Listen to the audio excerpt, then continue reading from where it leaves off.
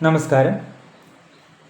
നമ്മുടെ വീട്ടിൽ ഒരാൾക്ക് ഒരു അസുഖം വന്നു. അപ്പം അമ്മയ്ക്കോ അച്ഛനോ മുത്തശ്ശനോ മുത്തശ്ശിക്കോ ആർക്കെങ്കിലും ഒരാൾക്ക് അസുഖം വന്നു, കുട്ടികളല്ലാത്ത വേറെ ആർക്കെങ്കിലും ഒരാൾക്ക്. നമ്മൾ ആ സമയത്ത് എന്താ ചെയ്യേണ്ടത്? ഇപ്പോൾ കുട്ടികളുടേതായ ചില കാര്യങ്ങൾ, അവർക്ക് കളിക്കാൻ പോകണം, അല്ലെങ്കിൽ അവർക്ക് എന്തെങ്കിലും, അവരെ നമ്മൾ എന്താ പറയുക, സൈക്ലിങ്ങിന് കൊണ്ടുപോകണം, എന്തെങ്കിലും കാര്യങ്ങൾ, ഒഫീഷ്യലായിട്ടുള്ള പരീക്ഷ പോലത്തെ കാര്യങ്ങളല്ല ഉദ്ദേശിച്ചത്, വേറെ നമ്മൾ കൊണ്ടുപോകാറുണ്ട്. അല്ലെങ്കിൽ അങ്ങനത്തെ കാര്യങ്ങൾ വരുമ്പോൾ നമ്മൾ ഇത്തരം ഒരാൾക്ക് വയ്യാതാകുന്ന അവസരങ്ങളിൽ നമ്മൾ എന്ത് സമീപനമാണ് സ്വീകരിക്കേണ്ടത്? നമ്മൾ വയ്യാണ്ട് അയാളവിടെ കിടക്കുകയും അയാൾ മരുന്ന് കഴിക്കുകയൊക്കെ ചെയ്യും. ഒരു തടസ്സവും ഇല്ലാതെ കുട്ടികളുടെ കാര്യങ്ങൾ മറ്റുള്ളവരെല്ലാം ചേർന്ന് നിവർത്തിച്ചു കൊടുക്കുകയും ചെയ്യുന്ന ഒരു സമീപനമാണോ വേണ്ടത്?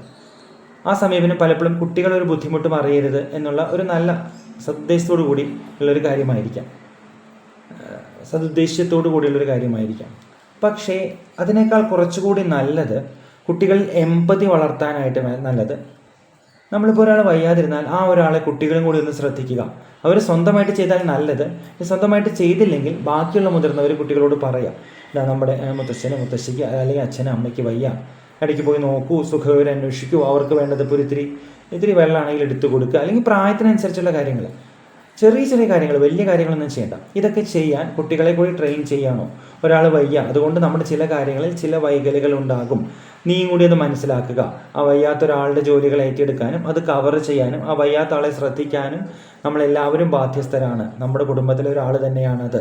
അപ്പോൾ ആ ഒരു കെയറിങ് ഫോർ ദാറ്റ് ഇൽ പേഴ്സൺ എന്നുള്ളതിൽ കുട്ടികളെയും കൂടി പങ്കെടുപ്പിക്കുകയും ആ ഒരാൾ വയ്യാതിരിക്കുമ്പോൾ അയാൾക്ക് വയ്യാത്തത് മൂലം ഉണ്ടാകുന്ന ജോലിയുടെ ചില തടസ്സങ്ങളെ എല്ലാവരും ഒരുമിച്ച് ചേർന്ന് മറികടക്കുകയും ചെയ്യുന്നതല്ലേ കുറച്ചുകൂടി നല്ല രീതി? കുട്ടിയല്ലാതെ ബാക്കിയുള്ളവരെല്ലാം ഈ വയ്യാത്ത ആളുടെ ഡ്യൂട്ടികൾ ഏറ്റെടുത്ത് കുട്ടിയെ ഒന്നും അറിയിക്കാതെ കുട്ടിയുടെ ജോലികളിൽ, കുട്ടിയുടെ കാര്യങ്ങളിൽ ഒരു തടസ്സവുമില്ലാതെ നടത്തി കൊടുക്കുന്നതിലും നല്ലത് ഞാൻ ഈ പറഞ്ഞ രീതിയിൽ. ഒരാൾ വയ്യാതാകുമ്പോൾ എല്ലാവർക്കും കുടുംബത്തിൽ അവരവരുടേതായ ജോലികളും ഉത്തരവാദിത്തങ്ങളും അവകാശങ്ങളും എല്ലാം ഉണ്ട്, അവരുടേതായ സ്ഥാനങ്ങളുമുണ്ട്. അപ്പോൾ ഒരാൾക്ക് വയ്യാതായി കഴിഞ്ഞാൽ അയാൾ ചെയ്യുന്ന ജോലികളൊക്കെ ചെറുതായിട്ട് മുടങ്ങും. അങ്ങനെ വരുമ്പോൾ ബാക്കിയുള്ളവർ, ആരോഗ്യത്തോടെ ഉള്ളവർ അത് ഏറ്റെടുത്ത് ചെയ്യണം. അപ്പോഴാണ് ഷെയർഡ് റെസ്പോൺസിബിലിറ്റി വരുള്ളൂ, അപ്പോഴാണ് എമ്പതി വരുള്ളൂ എന്നാണ് ഞാൻ വിശ്വസിക്കുന്നത്. അപ്പോൾ കുട്ടികളിൽ എമ്പതി ഉണ്ടാക്കാൻ ഏതൊരു കാലത്തും, പ്രത്യേകിച്ച് ഇന്നത്തെ കാലത്ത്, നമ്മൾ കോൺഷ്യസ് ട്രെയിനിങ് ചെയ്യേണ്ടതാണ്. സ്വാഭാവികമായിട്ട് അത് ഉണ്ടായിക്കോളുമെന്ന് വിചാരിച്ചിട്ട് കാര്യമില്ല. എമ്പതി ഉണ്ടാക്കണമെങ്കിൽ ഏറ്റവും ആദ്യം നമ്മൾ ചെയ്യേണ്ടത്, നമ്മൾ ബാക്കി ഏത് കാര്യത്തിലും എന്ന പോലെ നമ്മൾ മുതിർന്നവർ യഥാർത്ഥ നല്ല മാതൃക കാട്ടിക്കൊടുക്കാം. ഒരാൾ വയ്യാണ്ടിരിക്കുമ്പോൾ മറ്റുള്ളവർ ഫോണും എടുത്തിരിക്കുകയല്ല വേണ്ടത്. ആ വയ്യാത്ത ആളെ പറ്റുന്ന പോലെ ശ്രദ്ധിക്കുക. വയ്യാത്ത ആളുടെ ജോലികൾ ബാക്കിയുള്ളവർ ഒരുമിച്ച് ചേർന്ന് ചെയ്യുക, അതല്ലേ വേണ്ടത്? ഇപ്പോൾ ഒരു തലവേദനയാണ് ഒരാൾക്കെങ്കിൽ, ഇപ്പോൾ വീട്ടിൽ അമ്മയ്ക്ക് തലവേദന അല്ലെങ്കിൽ മുത്തശ്ശിക്ക് തലവേദനയാണെങ്കിൽ കുട്ടി അവരെ അന്വേഷിക്കുക, കാര്യങ്ങൾ ചെയ്യുക, ഒക്കെ ചെയ്യട്ടെ. അത് പ്രോത്സാഹിപ്പിക്കുക, അങ്ങനെ ചെയ്യേണ്ടതാണ്. കുട്ടി സ്വന്തമായിട്ട് ചെയ്തില്ലെങ്കിൽ നമ്മുടെ മുത്തശ്ശിയാണ്, അല്ലെങ്കിൽ നമ്മുടെ അമ്മയാണ്, നമ്മുടെ അച്ഛനാണ്, മുത്തച്ഛനാണ് വയ്യാതിരിക്കുമ്പോൾ നീയല്ലേ ശ്രദ്ധിക്കേണ്ടതെന്ന് പറഞ്ഞ് കോൺഷ്യസ് ആയിട്ട് കുട്ടിയെ കൊണ്ട് അത് ചെയ്യിപ്പിക്കുക. അതായത് എന്ത് സഹിച്ചും എങ്ങനെയും കുട്ടികളുടെ കാര്യം നടത്തി കൊടുക്കുകയല്ല വേണ്ടത്.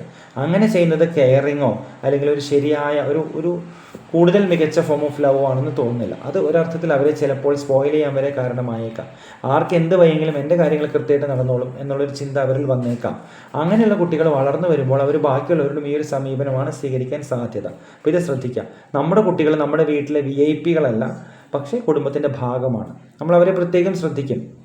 കുട്ടികൾ എന്ന നിലയ്ക്ക്, ഭാവി വാഗ്ദാനങ്ങൾ എന്ന നിലയ്ക്ക് തീർച്ചയായിട്ടും നമ്മളവർക്ക് എക്സ്ട്രാ കെയർ കൊടുക്കും. അതേസമയം ഒരു മാസ്റ്റർ സെർവൻറ്റ് റിലേഷൻഷിപ്പോ മാസ്റ്റർ അപ്രൻറ്റിസ് റിലേഷൻഷിപ്പോ അല്ല. കുട്ടികൾ VIP-കളല്ല, കുടുംബത്തിൻ്റെ ഭാഗമാണ്. ഷെയർഡ് ഡ്യൂട്ടി, ഷെയർഡ് റെസ്പോൺസിബിലിറ്റി തുടങ്ങിയ കാര്യങ്ങൾ ചെറുപ്പത്തിൽ തന്നെ കുട്ടികളെ നമ്മൾ ട്രെയിൻ ചെയ്യണം.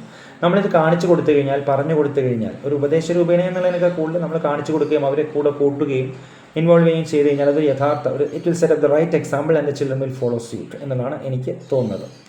റെസ്പോൺസിബിലിറ്റീസ്, ഉത്തരവാദിത്തങ്ങൾ ഷെയർ ചെയ്യുന്നതിലും ഈ ഒരു സമീപനമാണ് വേണ്ടത്. എല്ലാവരും ഷെയർ ചെയ്ത് ചെയ്യുക. ഒരാൾ കൈ കഴിക്കുമ്പോൾ മേശപ്പുറത്ത് വന്നിരിക്കുക, മറ്റൊരാൾ ഫുഡ് കൊണ്ടുവന്ന് കൈ കൊടുക്കുക, അങ്ങനത്തെ സമീപനങ്ങളെക്കാൾ കൂടുതൽ എല്ലാ ജോലികളും കഴിയുന്നത്ര പ്രായത്തിന് ചേർന്ന രീതിയിൽ വേണ്ട ഇതെല്ലാം. ഇവിടെയെല്ലാം നമ്മുടെ ഒരു വിവേചനശേഷി നമ്മൾ ഉപയോഗിക്കണം. 5 വയസ്സുകാരനെ കൊണ്ട് ചെയ്യിക്കേണ്ട കാര്യങ്ങളെ 5 വയസ്സുകാരനെ കൊണ്ട് ചെയ്യിക്കാവും. 10 വയസ്സുകാരനെ 10 വയസ്സുകാരിയെ കൊണ്ട് ചെയ്യിക്കേണ്ട കാര്യങ്ങളെ അവളെ കൊണ്ട് അല്ലെങ്കിൽ അവനെ കൊണ്ട് ചെയ്യിപ്പിക്കാൻ പാടില്ല. അവിടെ നമ്മുടെ ഡിസ്ക്രിഷൻ, കോമൺ സെൻസ് എന്നുള്ളത് തീർച്ചയായിട്ടും ഉപയോഗിക്കേണ്ടതാണ്. ഇവിടെ ഞാൻ നമ്മുടെ എഴുത്ത് ഗ്രൂപ്പിൽ കണ്ട ഒരു കവിത ഓർക്കുന്നു. അമ്മയ്ക്ക് വയ്യാത്ത ദിവസങ്ങളെക്കുറിച്ചാണ് പറയുന്നത്. അമ്മയ്ക്ക് എന്തോ വയ്യായി വന്നു, പനിയോ തലവേന എന്തോ വന്നു, അമ്മ 2 ദിവസം കിടപ്പിലായി. അപ്പോഴുള്ള വീടിൻ്റെ അവസ്ഥ എന്ന് വേണ്ടിയിട്ടാണ് ആ കവിതയോ കഥ എന്തോ വരുന്നത്.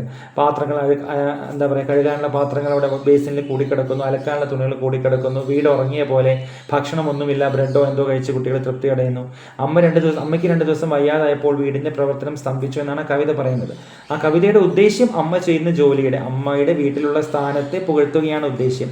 പക്ഷേ അതിൽ ശരിക്ക് അമ്മ അല്ലെങ്കിൽ ആരെങ്കിലും ഒരാൾ, അമ്മയുടെ ഉദാഹരണം പറയുന്നതേ ഉള്ളൂ, 2 ദിവസം വയ്യാണ്ടായാൽ ശരിക്കും അങ്ങനെയല്ല വേണ്ടത്. അമ്മയ്ക്ക് വയ്യാതായ വീട് അല്ലെങ്കിൽ അച്ഛന് വയ്യാതായ വീട്ടിൽ അവർ ചെയ്യുന്ന ജോലികളെല്ലാം പെൻഡിങ് ആയി വീട് അലങ്കോലമാവുകയല്ല വേണ്ടത്. മുതിർന്നവരും കുട്ടികളും ഉൾപ്പെടെയുള്ളവർ ആ വയ്യാത്ത ആൾ ചെയ്തുകൊണ്ടിരുന്ന ജോലികൾ ചെയ്യുക, ഒരുമിച്ച് കോപ്പറേറ്റ് ചെയ്ത് ചെയ്യുക, വീട് നോർമലായിട്ട് റൺ ചെയ്യുക. അതിനോടൊപ്പം ആ വയ്യാത്ത ആളെ കെയർ ചെയ്യുകയും ചെയ്യാണ് വേണ്ടത്. അതായത് പുറമേ ഒന്ന് നോക്കിക്കഴിഞ്ഞാൽ അമ്മയും അച്ഛനും 2 ദിവസം വയ്യാതെ കിടക്കുന്ന വീടാണെങ്കിൽ പോലും it should run almost normally. Complete ചിലപ്പോൾ നമുക്ക് പറ്റിയെന്ന് വരില്ല. അതേപോലെ ഓരോരുത്തരും ചെയ്യുന്ന ജോലികൾ അവർക്ക് സ്കില്ലുണ്ടല്ലോ. ഓരോരുത്തരുടേതായ ഡിഫൈൻ ജോലി എന്നുള്ള കോൺസെപ്റ്റൊക്കെ മാറിയിട്ടുണ്ട്. ഞാൻ പറയുമ്പോൾ അങ്ങനെ പറഞ്ഞു വരുന്നേ ഉള്ളൂ. അങ്ങനെ ആവരുത്. ശരിക്കും എല്ലാവർക്കും എല്ലാ ജോലിയും ചെയ്യാം. അപ്പോൾ അമ്മ വയ്യാത്ത വീടാണെങ്കിലും ആ വീട്ടിലെ കാര്യങ്ങൾ നടക്കണം, ബാക്കിയുള്ളവർ നടത്തണം. അവിടെ അലക്കാനുള്ള തുണികൾ ബാക്കി എല്ലാവരും കൊണ്ട് വാഷിംഗ് മെഷീനിലിട്ട് അലക്കുക. ആ പാത്രം കഴുകാനുള്ളത് അവനോ കഴിച്ച പാത്രം അവനോ കഴുകി വയ്ക്കുക, ബാക്കിയുള്ളത് എല്ലാവരും കൂടി ചേർന്ന് കഴുകുക. പ്രായത്തിന് ചേർന്ന രീതിയിൽ എല്ലാവരും എല്ലാ ജോലികളിലും പങ്കെടുക്കുക. അമ്മയ്ക്ക് വയ്യാതായാലും വീടിൻ്റെ പ്രവർത്തനങ്ങൾ നടക്കണം. അങ്ങനെ നടക്കുമ്പോൾ അതിൻ്റെ അർത്ഥം അമ്മ നമ്മൾ ശ്രദ്ധിക്കുന്നില്ല എന്നോ അല്ലെങ്കിൽ അമ്മയ്ക്ക് വീട്ടിൽ സ്ഥാനമില്ല എന്നോ അല്ല. അമ്മയ്ക്ക് തീർച്ചയായിട്ടും വളരെയധികം സ്നേഹവും സ്ഥാനവും കൊടുക്കുന്നുണ്ട്. അമ്മയ്ക്ക് വയ്യെങ്കിൽ ആ വയ്യായി മാറി വന്ന് അമ്മ തന്നെ വീണ്ടും ഈ പണി ചെയ്യണം എന്നുള്ള അവസ്ഥയില്ല. ബാക്കി എല്ലാവരും ഷെയർഡായിട്ടത് ചെയ്യുകയാണ് എന്നാണ് അർത്ഥം. അപ്പോൾ ഈ ഒരു കവിത വായിച്ചപ്പോൾ അന്ന് ഞാനത് ഓർത്തു. ഓക്കെ, നമ്മളിത് ചെയ്തില്ലെങ്കിലുള്ള കുഴപ്പമെന്ന് വെച്ച് കഴിഞ്ഞാൽ കുട്ടികൾക്ക് എന്താണെങ്കിലും ഇന്നല്ലെങ്കിൽ നാളെ they will have to get down to the deep sea അല്ലേ. അവർക്ക് ഇന്നല്ലെങ്കിൽ നാളെ എന്തായാലും ഉത്തരവാദിത്തങ്ങൾ ഏറ്റെടുക്കുകയും ചെയ്യേണ്ടി വരും. അതിനുവേണ്ടി അവരെ നമ്മൾ പ്രായത്തിനനുസരിച്ച് പതുക്കെ ഇപ്പോൾ തന്നെ ട്രെയിൻ ചെയ്യേണ്ടതുണ്ട്. അത് ട്രെയിൻ ചെയ്യാതിരുന്നാൽ പെട്ടെന്ന് നമ്മൾ നടുക്കടലിൽ കൊണ്ടുപോയി ഒരാളെ വിടുന്നൊരവസ്ഥയായിരിക്കും. നടുക്കടലിൽ എന്തായാലും ഒറ്റയ്ക്ക് നീന്തേണ്ടി വരും, ഒറ്റയ്ക്ക് ജീവിതം നയിക്കേണ്ടി വരും, കുടുംബം നോക്കേണ്ടി വരും. അതിനിപ്പോഴേ ചെറുതായിട്ട് ഉത്തരവാദിത്തങ്ങൾ ഏറ്റെടുത്ത് എമ്പതി ശീലിച്ച് പഠിച്ചു കഴിഞ്ഞാൽ അവർക്ക് ഭാവിയിൽ പെട്ടെന്ന് നടുക്കടലിൽ ഇറക്കി വിടുന്ന ഫീൽ ഉണ്ടാവില്ല. പതുക്കെ ട്രെയിൻ ചെയ്ത് ആദ്യം സാധാരണ വെള്ളത്തിൽ നീന്തിപ്പിച്ച് പിന്നെ നമ്മൾ പുഴയിലിറക്കി, ഒഴുക്കുള്ള സ്ഥലത്തിറക്കി, അവസാനം കടലിലിറക്കി പതുക്കെ നമ്മൾ ആ കുട്ടിയെ ട്രെയിൻ ചെയ്താണ് നമ്മൾ വിടുന്നതെങ്കിൽ നടുക്കടലിലാണത് ആലങ്കാരികമായിട്ട് പറയുകയാണ് കേട്ടോ. നടുക്കടലിലാണെങ്കിലും ആ കുട്ടി ജീവിച്ചോളും. അത്തരത്തിലാണ് നമ്മൾ അവരെ ട്രെയിൻ ചെയ്യേണ്ടത്. ഇത് പ്രത്യേകം ശ്രദ്ധിക്കുക. അല്ലാതെ പെട്ടെന്ന് അവരെ അവിടെ ഡ്രോപ്പ് ചെയ്തിട്ട് പോരുകയല്ല. എല്ലാ കാര്യങ്ങളും ഒരു പ്രായം വരെ ചെയ്തു കൊടുത്തിട്ട് പെട്ടെന്നൊരു പ്രായം എത്തുമ്പോൾ കുട്ടികളെല്ലാം പഠിച്ച് സ്വയം റെസ്പോൺസിബിൾ ആയിക്കോളും എന്ന് കരുതുന്നതിൽ അർത്ഥമില്ല.